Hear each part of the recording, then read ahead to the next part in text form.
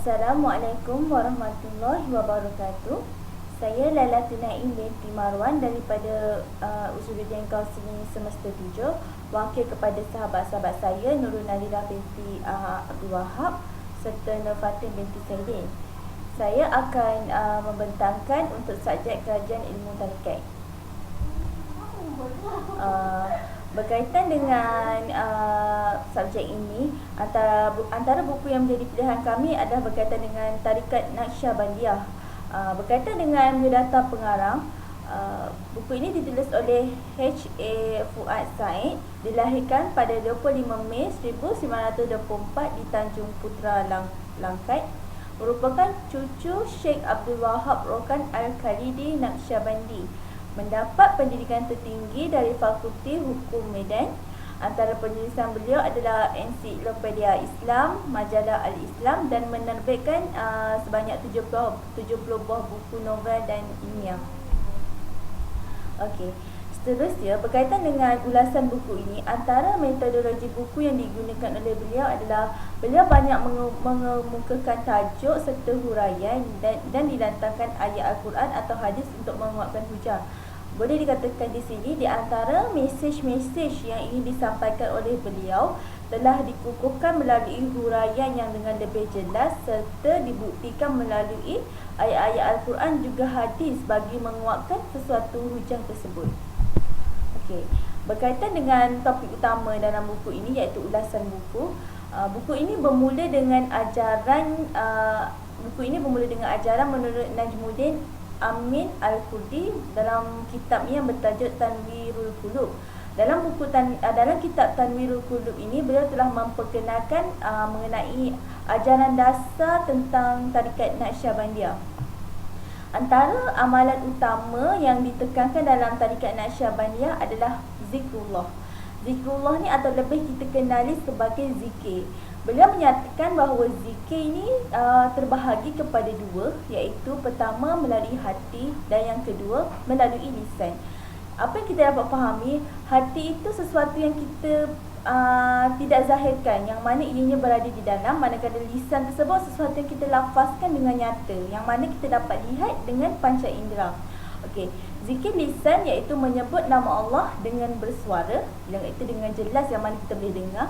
Manakala zikir hati ialah mengingati Allah dalam hati, iaitu kita berzikir dengan menyebut nama Allah di dalam hati kita.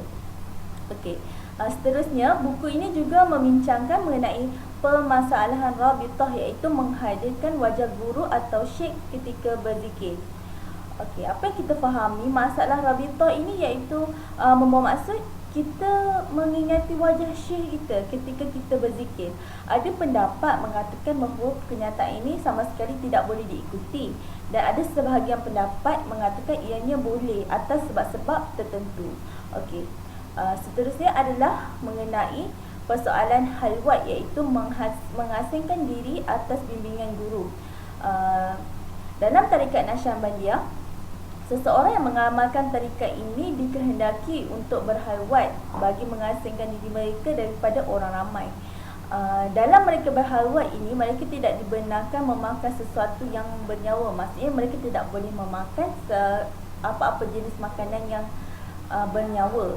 Dan mereka juga digalakkan untuk sentiasa berwuduk dan kurangkan dalam percakapan. Ini adalah antara syarat-syarat bagi seseorang yang mengikuti Tarikat Naqsyabandiyah.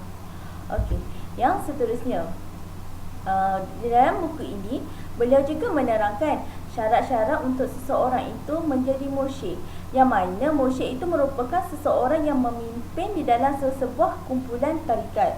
Seseorang mursyid itu mestilah seorang lelaki, dan beliau juga menekankan bagaimanakah cara-cara mursyid itu dilantik mengikut aspek-aspek tertentu. Bagi mereka yang ingin tahu, mereka perlu membaca selanjutnya mengenai buku Tarikat Naqsyabandiyah. Okey, berkaitan dengan persoalan hatam, iaitu termasuk perkara baik dan afdal dalam Tarikat Naqsyabandiyah. Ada perkara-perkara tertentu yang ditekankan oleh pengasas Tarikat Naqsyabandiyah ini di dalam tarikat ini, yang mana ada perkara yang baik dan ada perkara yang afdal yang perlu untuk dilakukan bagi seseorang pengikut itu. Okey. Yang seterusnya adalah adab seseorang terhadap syekhnya, juga meliputi adab murid terhadap dirinya serta adab kepada teman. Bagi seseorang yang mengikuti tarikat, mereka perlu mempelajari adab mereka terhadap guru mereka, meliputi juga adab-adab mereka dengan diri mereka sendiri. Apa yang kita sedia maklum, bukan kepada guru sahaja kita perlu beradab, kepada diri kita sendiri juga kita perlu beradab. Begitu juga bagi mereka yang mengamalkan tarikat Naqsyabandiyah, juga adab-adab mereka kepada teman. Okey. Seterusnya adalah masalah wasilah, iaitu sesuatu yang mendekatkan seseorang kepada yang lain. Dalam topik ini, penulis juga menekankan mengenai wasilah-wasilah yang dilarang. Okey. Yang seterusnya, di dalam buku ini, perbincangannya diakhiri mengenai dengan masalah meninggalkan makanan yang berunsurkan daging. Mengikut penuntut tarikat Naqsyabandiyah ini, mereka beranggapan makan daging mampu menggelakkan hati mereka dari berzikir, juga mampu menguatkan nafsu. Ini kerana daging merupakan sesuatu yang bernyawa. Jadi mereka melarang pengikut tarikat ini untuk memakan daging. Namun kenyataan ini sama sekali tidak perlu diikuti kerana ianya bertentangan dengan Al-Quran. Allah ada menyatakan beberapa potongan ayat Al-Quran yang menyatakan bahawa makan daging tidak akan menggelapkan hati seseorang atau menguatkan nafsu, kerana Allah telah menyatakan makanlah apa-apa sahaja yang pasti ianya halal. Di dalam Al-Quran ada menyebut mengenai perkara tersebut. Okey. Berkaitan dengan komentar terhadap buku, setelah kami membaca dan memahami buku tarikat Naqsyabandiyah ini, persoalan yang kami dapati bukan lebih kepada persoalan lah, mungkin lebih kepada komentar pendapat kami sendiri mengenai buku ini, yang mana amalan zikrullah tu sangat bertepatan dengan Al-Quran dan As-Sunnah, dan ianya bagus untuk diamalkan bagi setiap orang, bukan hanya kepada penganut, bukan hanya kepada pengamal tarikat Naqsyabandiyah sahaja, namun kepada kita orang ramai, orang biasa. Zikir merupakan satu benda yang sangat bagus untuk diamalkan dalam kehidupan seharian. Okey. Seterusnya, amalan dalam tarikat ini masih dikira bid'ah hasanah kerana dapat mendekatkan diri kepada Allah selagi tidak bercanggah dengan syarak. Setengah pendapat mengatakan bahawa tarikat ini merupakan satu ikutan yang tidak benar. Seperti seorang orang akan mengatakan tarikat sesat dan sebagainya. Namun tarikat Naqsyabandiyah tidak sama sekali kerana ia masih dikira sebagai bid'ah hasanah kerana banyak perkara-perkara, banyak syarat-syarat tertentu, amalan-amalan tertentu di dalam tarikat ini sangat baik untuk diamalkan, yang mana ianya masih tidak bercanggah lagi dengan Allah, masih tidak bercanggah lagi dengan syarak. Okey.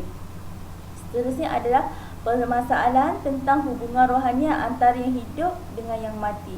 Ini lebih kepada tawasul. Ada setengah yang mengatakan tawasul tu tidak boleh, dan ada setengah tu mengatakan boleh.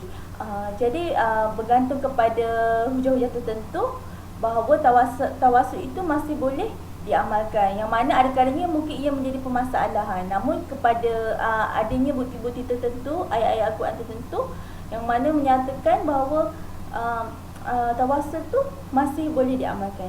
Okey. Seterusnya adalah ilustrasi dan gaya bahasa buku perlu lebih menarik dan menarik minat pembaca. Okey, apa yang kami dapati, buku yang kami ulas ni terlalu lama.